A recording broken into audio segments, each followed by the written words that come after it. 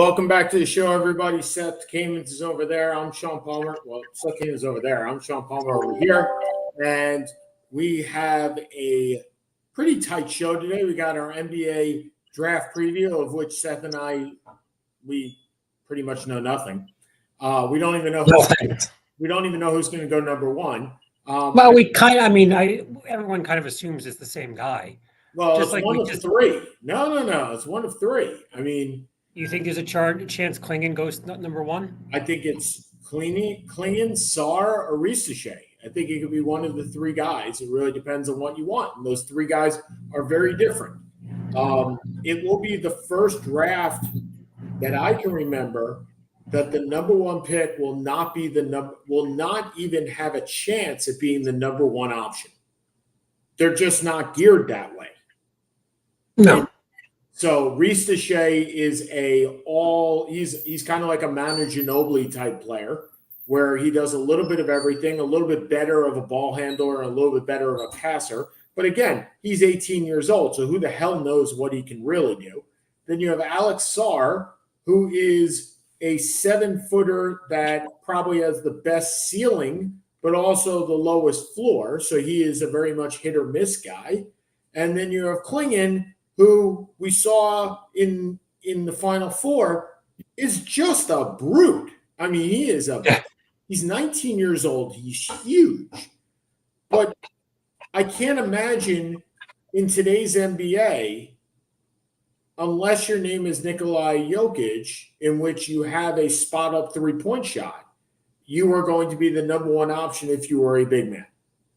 I don't know any other big man that is the number one option, period. So a guy on the block, not a guy that's just 7 foot, because Giannis is 7 foot and he's obviously a big man. But Embiid's a little bit of both. Maybe Embiid. Okay. Give me 1 second. It's spoiling here. I'm just grabbing this. Klingon is definitely not Embiid. So anyway, we'll have that going on the last 40 minutes of the show. Seth's coming back, but the first thing that I thought of today was with Willie Mays passing away, and hopefully Seth will be back because here he is. With Willie Mays, look, Joe DiMaggio was always introduced as the greatest living player, right? He was always the last one that left the dugout at Old Timers Day, the greatest living player ever, Joe DiMaggio. Then when Joe DiMaggio passed away, that mantle, whether right or wrong, passed to Willie Mays. And I say right or wrong because I think even when DiMaggio was alive, it should have been Willie Mays. So now Willie Mays has passed away. Seth, who takes that mantle? Who's the greatest living player? And it's not dominance, right? This is not small Hall of Fame, big Hall of Fame. This is who is the greatest player? Because if it's on pure dominance, it's Sandy Koufax. But Sandy Koufax wasn't enough. To me, is not enough to get that mantle. 7-8 years. The problem is the two players that fit the profile are not players that are ever going to make the Hall of Fame. Correct. It's Bonds or Clemens. Correct. Okay. Or A-Rod. Right? Or A-Rod. So let's take them out. Because you could have made the case that Bonds was just as good as Mays, period, anyway. So let's take them out. Who is the greatest living eligible player? Let's call it eligible. The greatest living eligible player. Johnny Bench. See, and I don't see Bench. So Bench. No, I'm thinking. It can't be Ricky. I was going to think it was Ricky. It can't be Ricky. Why can't it be Ricky? Ricky would tell you it's Ricky. Ricky would definitely tell you it's Ricky, but it can't be Ricky. Ricky was the most dominant player. Explain to me why it can't be Ricky other than the fact that Ricky believes it's Ricky. When was the last... Ricky won how many championships? He won one with Toronto. He definitely won where he was a He never won an MVP. Yes, he did. Did he win when he stole 130 bases? Nope. He won MVP a different year. So Ricky Henderson. So let's look it up, right? So Ricky won. So Ricky finished with a 279 average, 1,400 steals, almost 297 home runs, 2,300 runs. Like 2,300 runs. Oh no, Ricky did not. No, Ricky did win MVP. He won an MVP when he stole, believe it or not, stole 65 bases. What year? 1990 when they went to the World Series. Did he beat out? That was the year after George Bell, wasn't it? I think George Bell was 87. 1990. So, 1990, he won the MVP. He won the MVP over Cecil Fielder, who had 51 home runs. 51 home runs. And Clemens, who went 21-6 with a 1.93 ERA. Now, according to the WAR, Clemens was 10.4 and Ricky was 9.9. Okay, like that's not highway very robbery. Hard to give an MVP to a pitcher. So right, that's not highway robbery to me. 89 was Robin Yount, so that means 87 was George Bell. Okay, yes, so 87 was George Bell. There was two. Henderson did one thing incredibly well. He did a lot of things incredibly well. Incredibly well. No, he wasn't a great defender. That's true. He won 1 Gold Glove. Okay. He was the best base runner of all time, most likely, or in that range. He was the best leadoff hitter of all time. Yes. Okay. He had 300 home runs. Over 20 years? Yeah, give or take. 25 years, actually. So we averaged 12 home runs a year? Oh, 4 or 5 of those years, 4 of those years he played like 90 games. But yeah, I get your point. Now, to me, is he a small Hall of Fame player? Yes, he is. But he was not a dominant player. You never looked at him as the best player at his position. I don't think. Maybe you did for a year or two because the 80s kind of sucked in general, to be honest, in baseball. But he wasn't a dominant like a pitcher like a Roger Clemens or a Randy Johnson. Okay. He wasn't a Barry Bonds. That's true. He wasn't, even in my mind, a Mike Trout or a Miggy Cabrera. He did one thing really, really well. Well, Miggy Cabrera did one thing really, really well too. Yeah. Right? I mean, okay, so let's take him out. Michael Jack Schmidt was better than Johnny Bench. Mike Schmidt won 10 Gold Gloves, the same as Bench. He won 3 MVPs. Bench only won 2.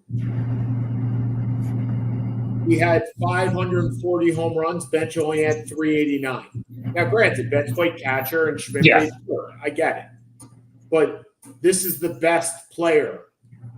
And look, it's hard for either one of these guys because both of them batted 267.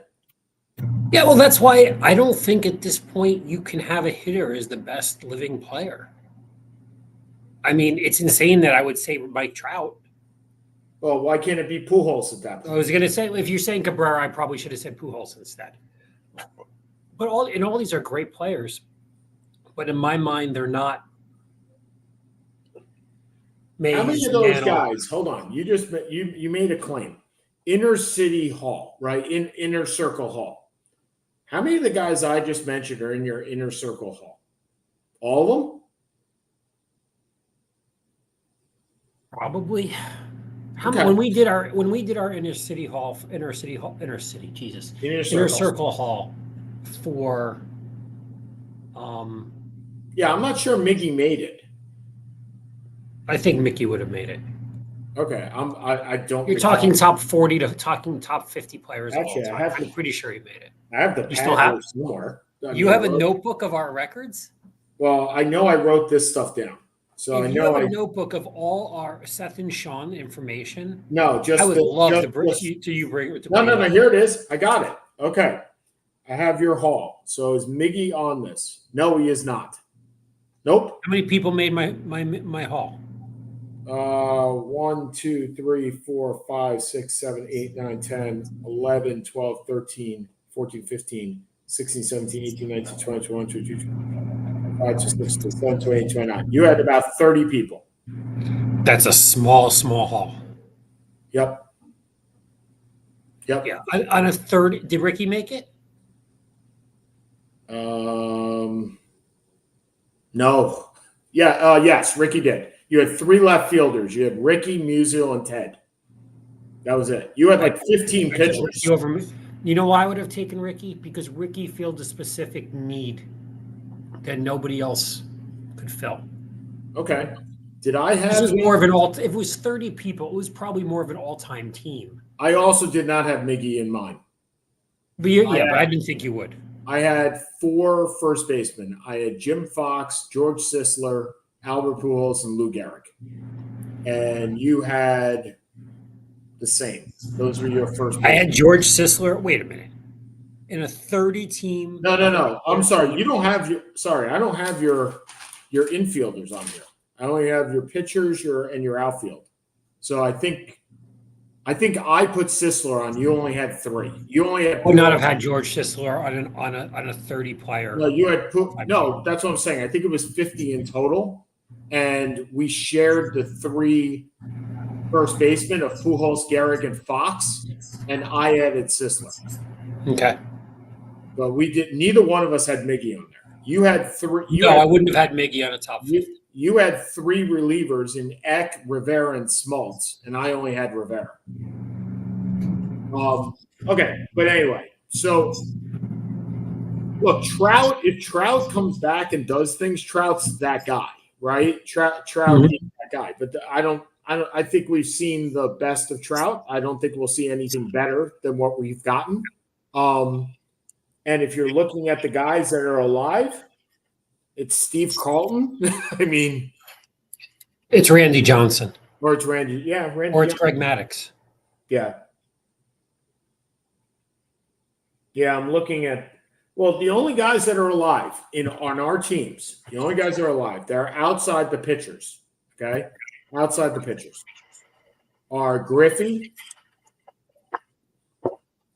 Can't be Griffey. Griffey wasn't good enough the second half of his career. George Brett, Mike Schmidt, Robin Yount. I put Yount. Yount wouldn't have been on my team. Yount had, Mike Piazza. And that's it. Those are the only living guys that we have. And is that a case of pitching being dominant today as opposed to hitting being dominant prior? The game is more it's 3 outcome, right? It's home run, walk, strikeout. That's it. So you don't get great hitters. You get great power hitters. You get the Aaron Judges of the world. You will never – I don't think Aaron Judge will ever make my all-time team. No matter – first of all, he started out too late, but I don't think he'll do it. I mean, if you had to put guys in there now, there's a very big gap between the guys that are ending their careers, Mike Trout, and the guys that are starting their careers like Gunnar Henderson. And there's not really people in the middle as far as like superstar type players. No. The 80s were a lost decade. I mean, who was the best hitter of the 1980s? Wade Boggs. Best non-pitcher. Wade Boggs. Fine, the best non-pitcher of the 1980s. Ricky Henderson. Best hitter is Wade Boggs, or I would probably say Gwynn, but okay, Gwynn, Boggs, yeah. They're the same except one played third and one played outfield. Singles hitters. Yeah.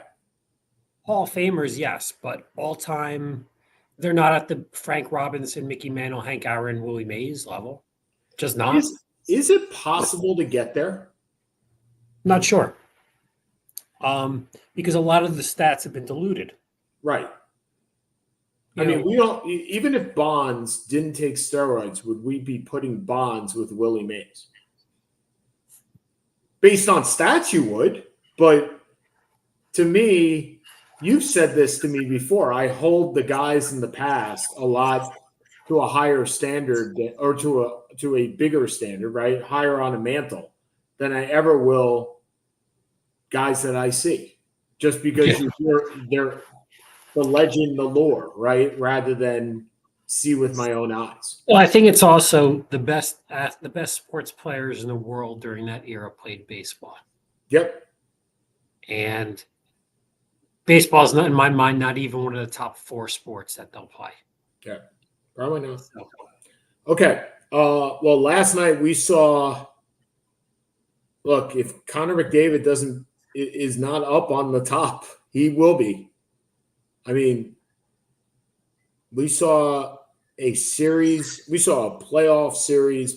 run of dominance by one guy. When you talk about carrying your team to a Stanley Cup final on your back, that's what this guy did.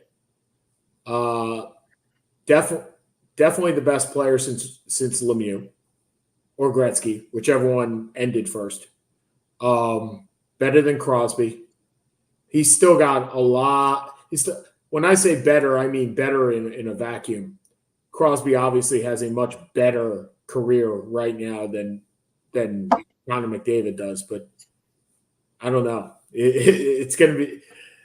He definitely put on a show and won a Conn Smythe because of it, even in a loss, and that's been done only 4 times in the history of the NHL.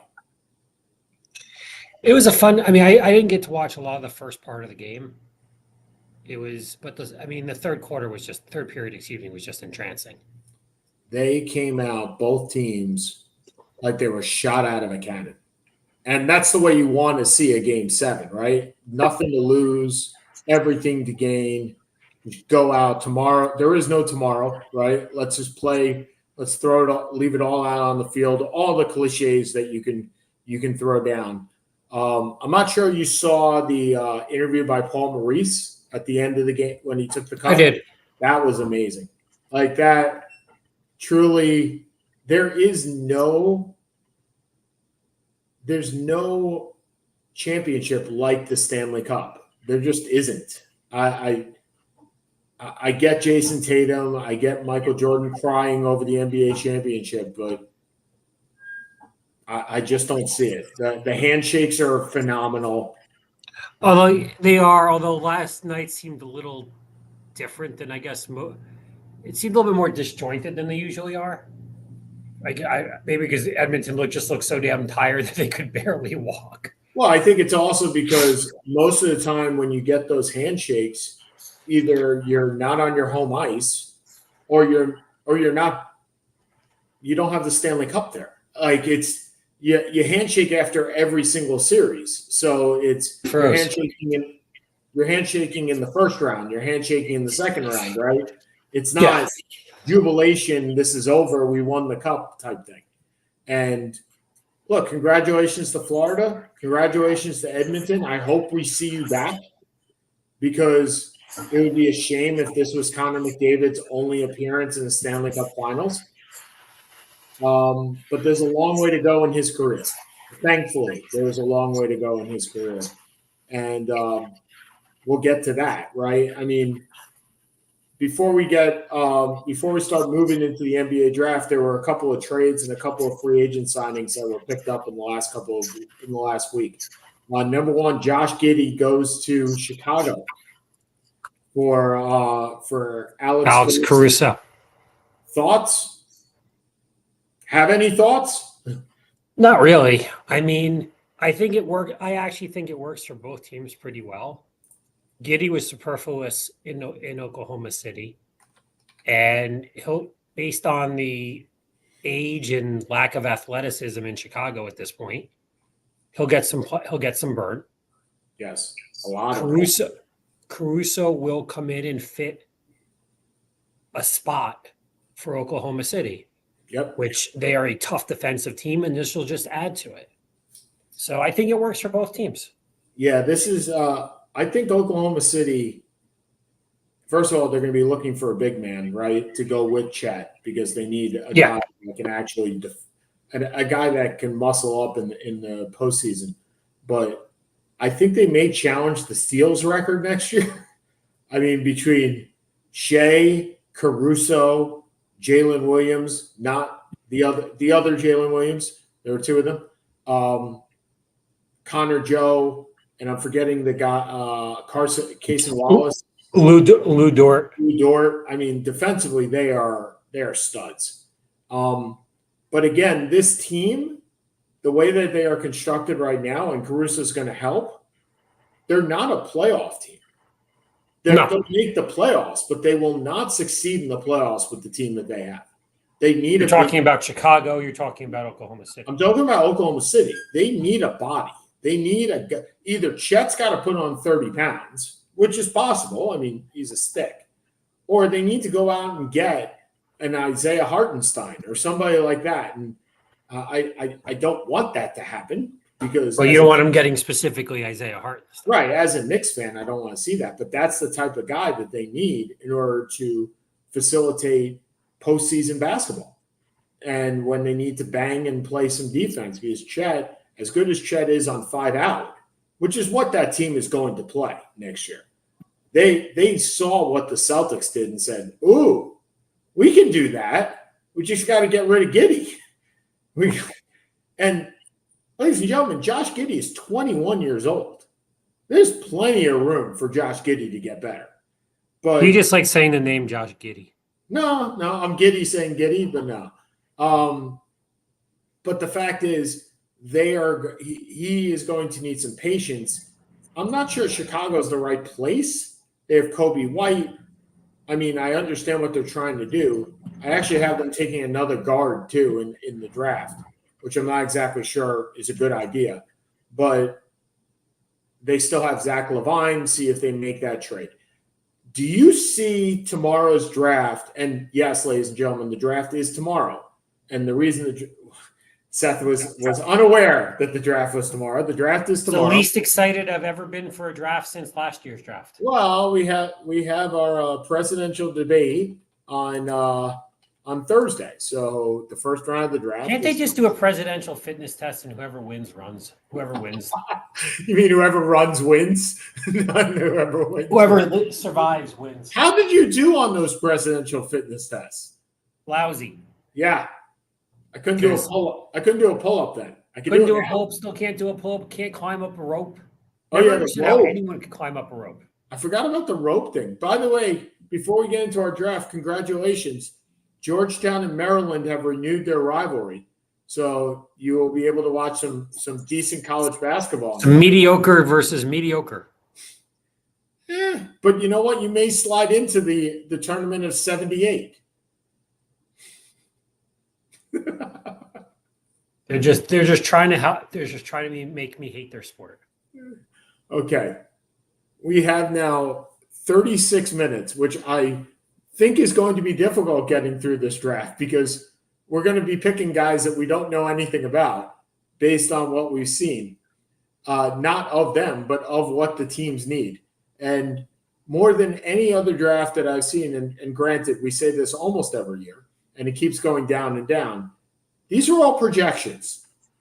I mean, I don't know how many. I think I have 2 seniors in the entire draft. Maybe. I have no idea.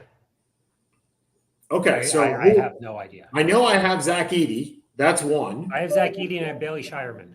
And I know I have Devin Carter. I believe he is a senior. From Providence. I believe he is a senior. And I think that's it. He came out. He was sensational last year. But I think those are the only two seniors I have in this entire draft. So without further ado, you are the Atlanta Hawks. And by the way, I have thought I am considering going to my first draft party tomorrow. Because, you should. Yeah, because why not? Atlanta has. You can go hang out with Jamie Gertz. It's $5 to go, so why not go? Okay. And Atlanta doesn't have any fans, so you'll be sitting in the front row. I think you're going to see a lot. I think you're going to see a lot of fans there tomorrow. Okay.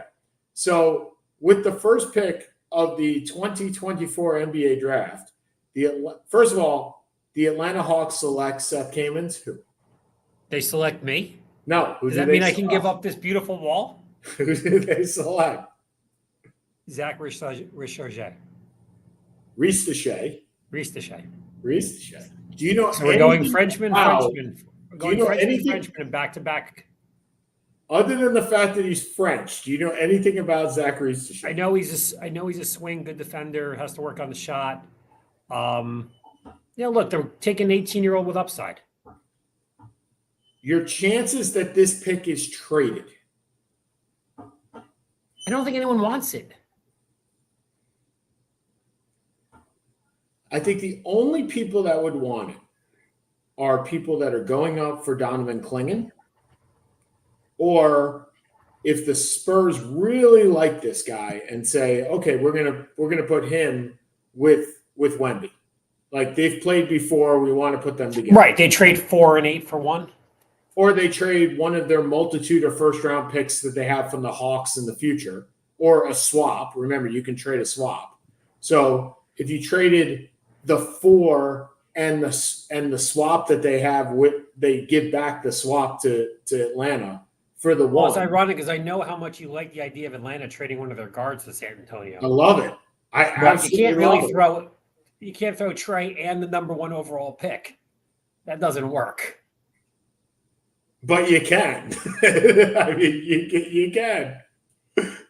Look, if you told me, I wonder if you put truth serum in somebody in Atlanta, and you got the San Antonio Spurs to offer their number 8 pick, and the Hawks pick back next year for the number 1, would they do it? I don't know much about next year's draft other than Connor Flagg. It's much better than this year's. Okay. There's a lot. Like I think you're right. I don't think anybody wants these picks. I mean, they want the players, but they see them in tiers, right? There's a tier 1, a tier 2, and tier 3, and there's not much difference between 1 and 5 in the tier. So here we are with the second pick, and I think DC wants Sarr to build. That's what it seems like. I think it's a good move for them to take Sarr because Sarr is, as I said before, the highest ceiling but also the lowest floor. This is the lottery ticket. This is the Kwame Brown. This is we need this to go better than Kwame Brown. But this is Kwame Brown. So I have them taking Sarr. So now we're at number 3. Well, I assume you have Sarr as well, given that I have Sarr as 2, yeah. We have number 3. This is your Brooklyn Nets pick. This is not going to the Brooklyn Nets. No. If this was going to the Brooklyn Nets, it would be Donovan Clingan. I have no doubt. And they would let Claxton go. Yep. But it's not. However, and Houston has Sengun, who's been wonderful down there for them. I don't think they're going center. They seem to be going. I mean, everything I'm reading is they're going Reed Shepherd. So I'll go with Reed Shepherd. I mean, you know anything about Reed Shepherd? Who's Jeff Shepherd's kid? He's not even the best player in his family. He was a freshman at Kentucky. Reed Shepherd, he shot 50% from 3. Yeah, he's a 3-point shooter. He's a gunner. I think Houston takes Clingan, or somebody trades up to take Clingan. I'm not sure who it is, but I think Clingan goes here number 3. I think his floor is number 5 to Detroit. I don't think Detroit takes him because that would be 17 centers on that squad. Yeah, I don't think I have him going. I have him going 6. But I think his floor is I think floor is 7. I think he goes 6. Okay. So you have him going to Charlotte. Okay, so San Antonio. Well, San Antonio needs guards badly, and they need shooting badly. And oh my God, the 50% 3-point shooter is here. This makes perfect sense if Shepherd falls.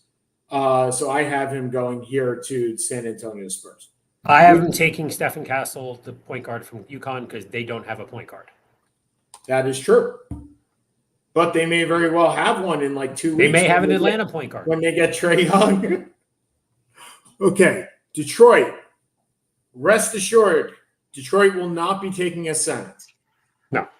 I don't think there's any shot that they take a center. They need shooting, and they need shooting, and they need shooting, and they need more shooting and more spacing. And I have them taking Dallas Connect out of Tennessee. Dalton Connect. Dalton Connect out of Tennessee.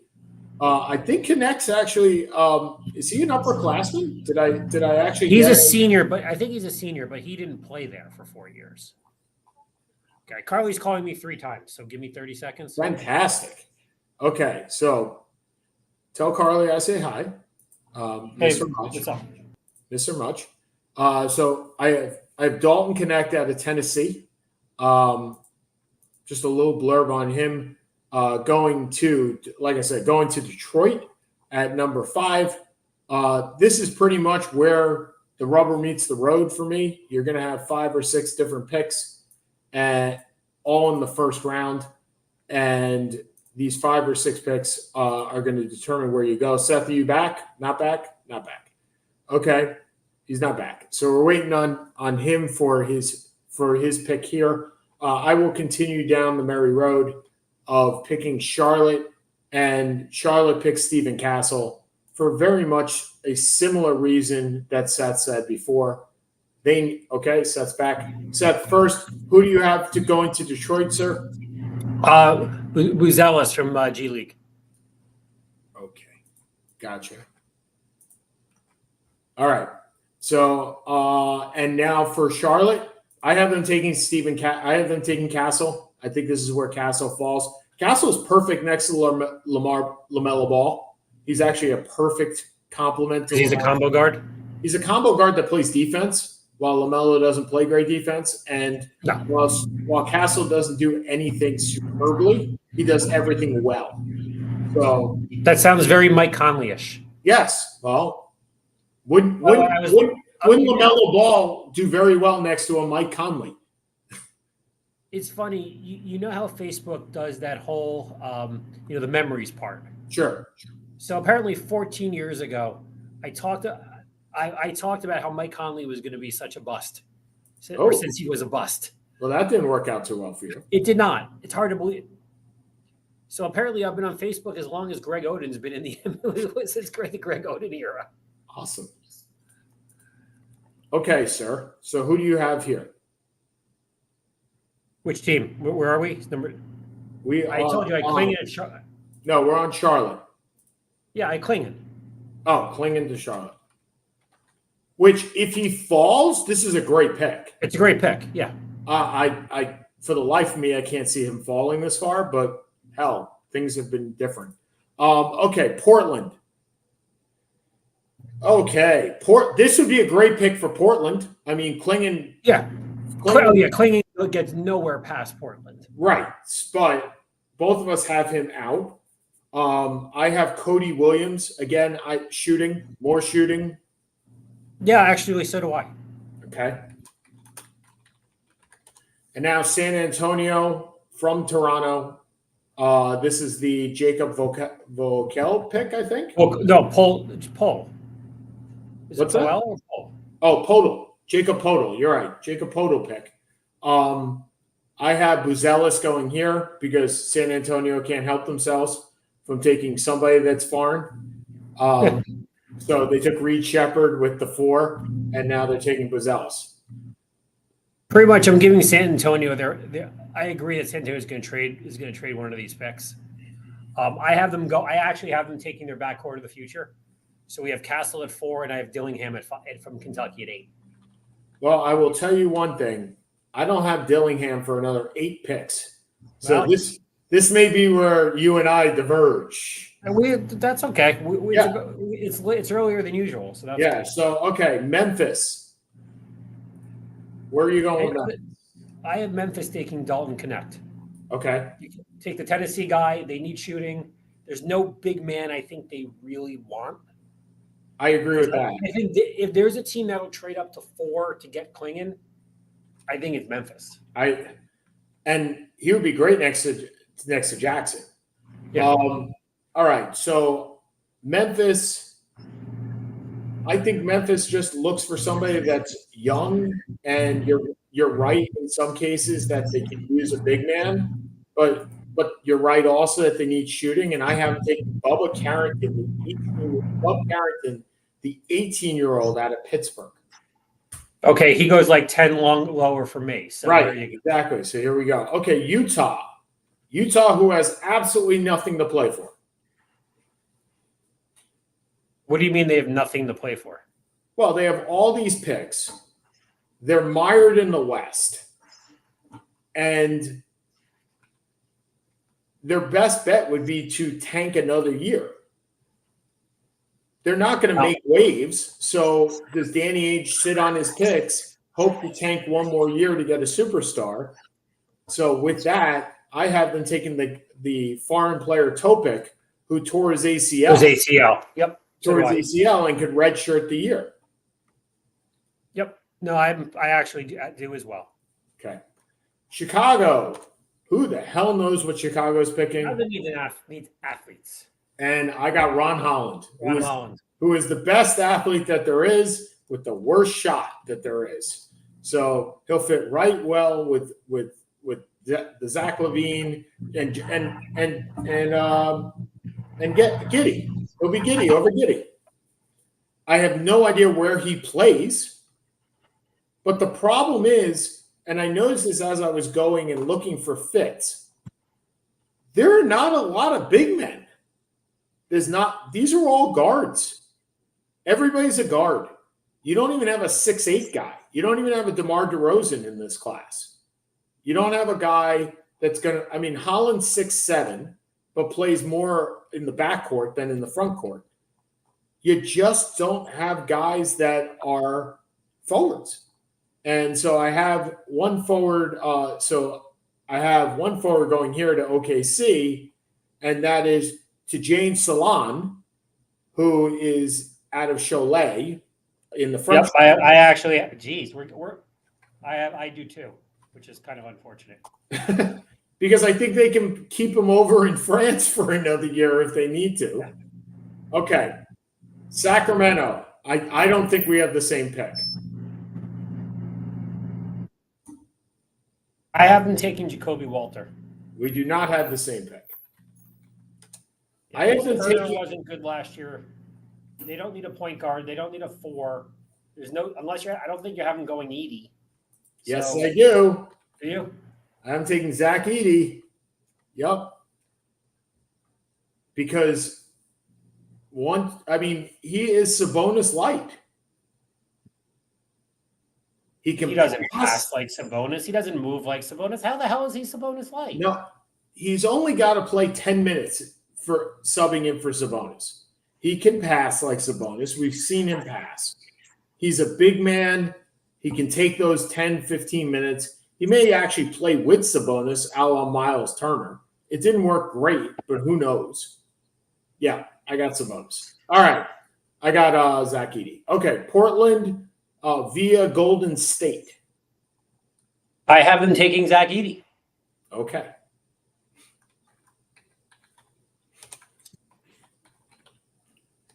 And I have them taking Johnny Furpey, the 6'8", 19. The shooter the guy from Kansas? Guy from Kansas, because why not?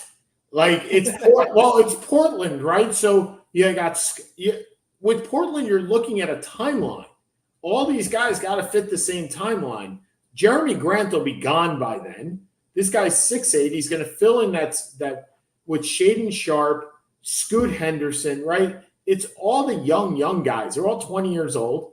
And it doesn't matter because they're not going anywhere next year either. I mean, the West is going to be awesome next year and awful. Memphis is going to be better. Sacramento is going to be better. Not sure if the Lakers or Golden State are going to be better. Like Memphis is definitely going to be better. I said Memphis and Sacramento will both be better. I think Phoenix will be better. San Antonio is going to be better. Yeah.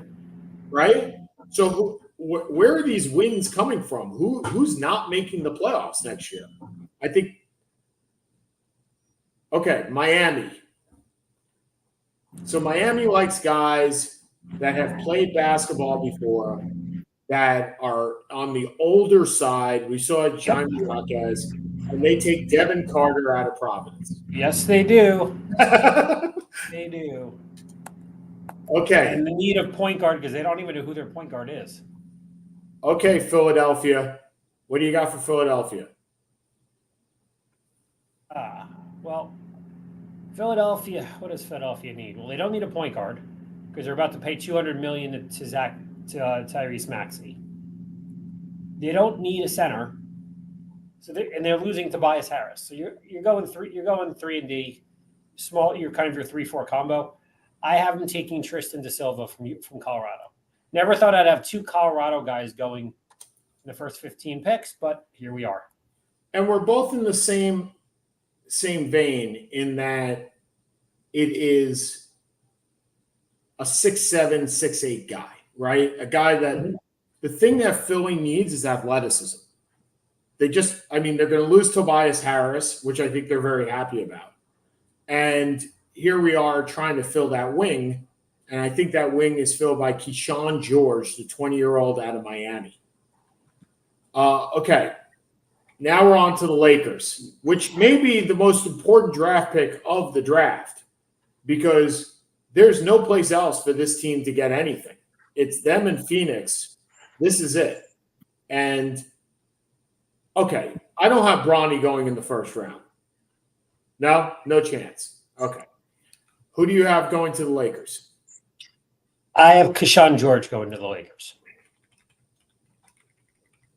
And this, if Dillingham falls, this is an amazing pick for the Lakers. Yeah, he kind of fits that personality of being a Laker. I get it. Yep. Okay. And this is where I start struggling. So I have Orlando. Well, Orlando's going to lose Marcus Fultz. Not that that's a big surprise. Not that that's something huge. But he is their starting point guard. And they need another one. So I have them taking Jared McCain out of Duke. They also can't shoot worth a damn. That is also true. Other than Wagner and Banchero. Also true. I have them taking Johnny Furphy. Okay, Toronto with the Pascal Siakam pick. I have them taking De Silva because they need to replace Siakam. And this is a perfect. And I have them taking Jared McCain because they never really replaced Fred VanVleet. Or Kyle Lowry, for that matter. Okay, so you have McCain. I have De Silva. Okay, and now we're on to Cleveland. And they better know if Donovan Mitchell's going to be there or not. Yeah. But, yeah, they need to know whether Donovan Mitchell is going to be there or not. And I'm not sure. Darius Garland's going to be there. Right. Well, yeah, somebody's going to be there. The problem is this team really doesn't need a lot. And what they do need is a big man because they're going to either trade Jared Allen or Eric Mobley because that stuff ain't going to work going forward. But there aren't a whole lot of big men sitting there at this point. So I'm going to go with the Yves Missy, the 20-year-old out of Baylor. The Baylor center. Yep. I have them. I'm assuming that they're thinking that one of the guards is going to be gone. I have them going Bub Carrington. Okay, so New Orleans has a pick here. So I have them going best available player because I don't see anything else. And the best available player on my board is what's his name? Jacoby Walter. Okay. And now you're up to New Orleans. Yeah, I mean, Valenusha. How the hell? I should not have pronounced his name by now. The center, Jonas Valanciunas. I just want you to struggle. I know how to say it. I struggle a lot. Valanciunas. So he's going to be a free agent. They could use another big man. I have him going because look, Zion gets hurt a lot. Big man. Ingram's Wait, who do you have here? Contract. I have him taking Missy. Missy here. Okay. Phoenix, where the only way that they can upgrade is through the draft. So who do you have for them? They need a point guard. They need a lot. Yeah, but they need a point guard. They have two great shooting guards, and they have a great small forward. Okay. What else they got? They need a No, point guard. I got them taking a point guard here. I haven't taken Tyler Kotick. Yeah. Actually, I don't. I apologize. No, I do. Oh, I have them taking Isaiah Collier from USC.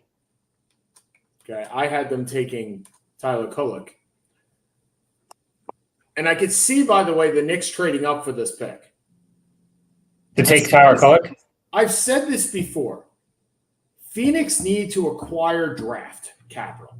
It may be in this year's draft. It may be in next year's draft. It may be in 2 years' drafts. But the fact is, the only way that this team is going to improve under that second apron is in the draft.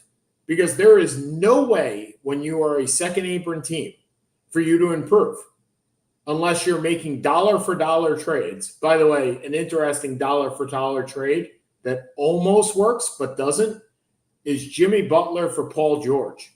And the reason it doesn't work is $12.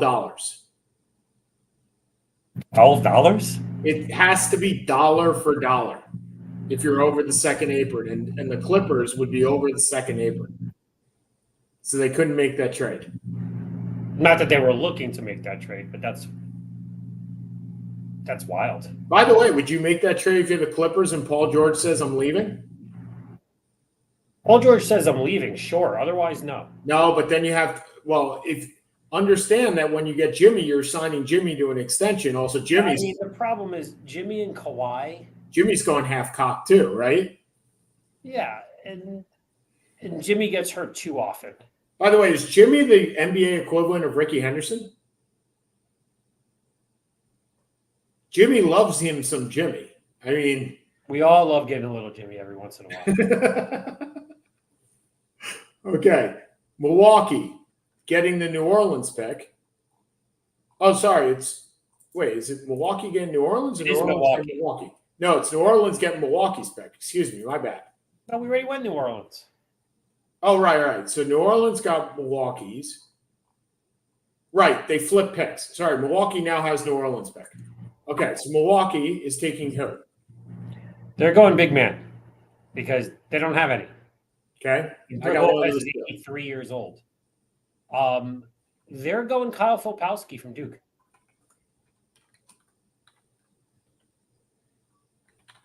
Have you watched Filipowski play? Because I have, because he was a Syracuse recruit. Some, but he's not really a big man at all. He's size. He's size. Okay, so I have them taking a bigger man than that, and that's Khalil Ware out of Indiana, who is a legit 7-footer. And now we have the Knicks. Back-to-back picks. For a team that absolutely despises taking rookies. For a coach that absolutely despises having rookies. And here we are with rookies and more rookies. And because of that, I have them taking Filipowski because he's not real. He's coming from Coach K. He's not really a rookie. Makes sense. And I totally believe that they are looking to trade Julius Randle. I think that contract's really hard to get off of. It's not that hard. It's only 2 years. I thought it was another 3. I think it's 2 and a player option. It's 3. I mean, at $50 million or $45 million a year, he's probably opting in. 24, 25, and then he's got a player option at 25, 26. It's 2 years. Okay. 28 and 30. He's eligible for an extension. And if the Knicks keep him this summer, I think they have to extend him because there's nothing – you can't have him going free agent next year. There's no way to replace him. But, yeah, so I have them taking Filipowski. So, okay. Yeah, well, that has nothing to do with Randall, though. Well, it does because Filipowski is going to play power forward, right? Yeah, I guess. I mean, they're very different players. Extremely different players. Okay. And if they are trading Julius Randle, there's really only one or two guys that you're doing that for. And one of them is the before mentioned Paul George. If he opts in to the Clippers with $50 million, but he opts in saying, I don't want to be here, the Knicks could trade Julius Randle, Bojan Bogdanovich's salary, granted not the player, and 2 first-round picks to the Clippers, who can't make themselves better except through this trade. Did I freeze or did you freeze? I guess I froze. Try and reload this.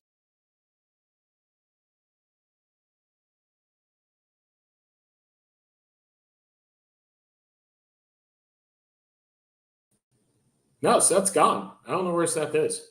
Oh, well. Hopefully he'll come back. Anyway, so Filipowski here. There he is. Sorry about that.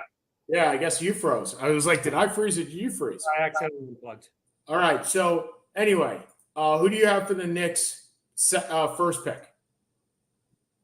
Well, I have a guy who's going to play 6 minutes a game because, as you said, they hate rookies. But they need a backup center. They do. Well, do they? I haven't taken Chloe Ware. Well, only if they don't re-sign Hartenstein. If they re-sign Hartenstein, they have Hartenstein, Robinson, and Mitchell, and Hartenstein, Robinson, and Jericho Sims. They do not need another center. Okay. Yeah, but I don't know if they're going to re-sign Hart. Agreed. Second New York Knicks pick, I have them taking Isaiah Collier, because if you're gonna take a rookie, take the most talented rookie. He's the most. I have them going with Kolek. Yeah, because Kolek will give you 15. Kolek will be your. I agree. McConnell, your 15 minutes a game backup spark plug. I agree. If Kolek is there, he's your guy. That's why I said I wouldn't be surprised if the Knicks traded up with Phoenix to get Kolek right at that spot at 22. Okay, DC with their second pick of the draft. Where do you think here? I'll be honest. I'm kind of struggling with where to go with this. To be honest, they need everything. So I'm not ecstatic about it. But sorry, give me 1 second. When I disconnected, I wanted to make sure I had it in front of me. So I have him going shooting guard. I have him going Cam Christie from Minnesota. I have him going shooting guard as well, but I have him going Ryan Dunn from Virginia. A little bit older of a player. Okay. Yeah, that to me, Washington has no timeline, so that to me is not a big concern. Okay, we're in Minnesota land, right? Where Minnesota needs basically Kyle Anderson light, because they're going to lose likely Kyle Anderson. And if you're looking at that, it's not slow-mo, it's Baylor Shireman out of Creighton. There's only one team to me Baylor Shireman can go to, and it's not Minnesota. I have him taking a backup point guard for Conley. Okay. Because Conley is... Oh, they need one. Yeah, that's right. I actually have him going Terrence Shannon from Illinois. He's a point guard? He's a bit both. But he is tough, and he is... Oh, yeah. I watched a lot. I did watch a decent amount of him. Well, if Kopech's gone, I could see the Knicks taking Shannon too, right? I didn't know he played point guard. I love his game. I just didn't think he had that handle. I mean, that would be great. Did you freeze again? No, I'm here. No, you're moving. Okay, Denver. Look, if Denver needs their Bruce Brown, that's basically what they need, right? And they need protection against Kentavious Caldwell-Pope leaving, which generally means an older player. So I have them taking Deron Holmes. I have them going because Deron Holmes is a center. I don't think and I'm not looking for a backup for Jokic right now. He's 6'9". Is he really a center? He played center. Okay. I have them going athlete. And Yep. as you said, I agree that they're going to go more veteran. I think they bring defender. So I have him actually going Ryan Dunn. Okay. Utah, we got 2 picks left. So Utah via the Thunder here. Utah's just picking young guys and hoping that these are lotto shots for them. So I have been taking Cam Christie. I actually have him going a senior. I haven't taken Baylor Schneiderman. Because Utah. that's the only team he can go to. Okay. And he's from South Dakota. So the world champion Boston Celtics. Let me ask you this. If Terrence Shannon is not accused of rape, how much higher is he going than in the bottom 5 picks? Probably bottom of the lottery, top of the post lottery. Yeah, and wouldn't the world champions like to see Terrence Shannon? He's exactly what they do. He is a tough guy that can play behind Brown, play behind Tatum, maybe even take some of the Holiday minutes. I mean, they need a big man, but I don't see a big man. I don't see a big man on the board. They have Pritchard. They have White. That's true. They have Brown. Who's your big man on the board? They have Tyler Smith? I don't have a big man on the board. I have him taking Holmes. Okay, well, and that makes sense then. And I may rue the day that I put Shannon there or Holmes in Denver. You're right. Wow, we finished with 3 minutes to go. Well, because we talked less about it than we used to because we don't know the players as well as we used to. Right. We're talking about fit. Do I sound like the old man get off my lawn? Yes, you do. Because I am the old man get off my lawn. You are the old man get off my lawn. But at the end of the day, we're just looking for fit, right? How many trades over under of 4 in the first round? I was going to say 3, so I'll keep it. So I'll keep it under, slightly under. And when's the first trade? What pick? 4. So 4 would be the San Antonio pick. I think San Antonio trades somewhere here. I think the Knicks trade. I think Oklahoma City trades. There's a few. Who's the biggest NBA player that gets traded during the draft? The most known. One of the Cleveland guards. Okay. Well, I will tell you, if Donovan Mitchell gets traded during the draft, wow, that would be. Well, I'm thinking it happens before the draft. To be fair, if Garland gets traded, look, San Antonio is a great spot for Garland. That's a perfect spot. And if they can get into that 4 slot and Klingon's still there, that's fantastic for Cleveland. That would be a great spot for Cleveland to pick up Klingon. Anyway, okay, so tomorrow, draft, I will be watching maybe from State Farm Arena. I guess we'll see. For Seth, I'm Sean Palmer, Seth and Sean Sports. We'll talk to you guys next week and see how badly we did. Have a good week, everybody. Have a good one. See ya.